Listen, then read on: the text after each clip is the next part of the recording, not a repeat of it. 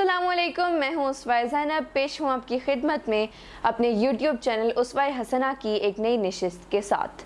मेरी खुशकिस्मती है कि आज मैं एक ऐसी शख्सियत के साथ मौजूद हूँ जिन्होंने मुआशरे के इस तासुर को गलत साबित करके दिखाया कि एक दुपट्टे, हिजाब और निकाब वाली लड़की, बच्ची या खातून तरक्की नहीं कर सकती।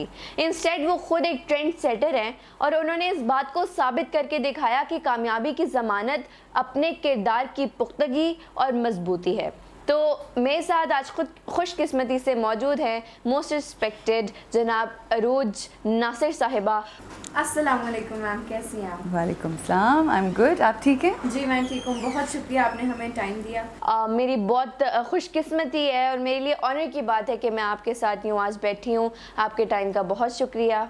मैम, आज आप एक कितनी पुरवकार शख्सियत हैं और लाखों लोग आपको देखते हैं, आपको सुनते हैं और फॉलो करते हैं, सीखते हैं आपसे, लेकिन माजी भी आपकी शख्सियत का ही एक पहलू था। पहली बात तो ये है कि सबसे अहम चीज़, जब भी आपकी ज़िंदगी में कोई तब्दीली आती है तो उसमें बहुत अहम किरदार आपकी फ़िक्र, आपकी सोच का होता है। मगर उससे भी पहले एक चीज़ होती है, वो होता है अल्लाह का करम। जब अल्लाह की नज़र करम हो जाए और वो क्योंकि हम सब इस दुनिया में आए हैं और हम इस दुनिया में आके कोशिश कर रहे हैं कि हम बेहतरी की तरफ जाएं, तो जब उसकी नज़र करम हो जाती है तो ज़िंदगी में जो चीज़ें बहुत मुश्किल लग रही होती हैं वो आसान हो जाती हैं।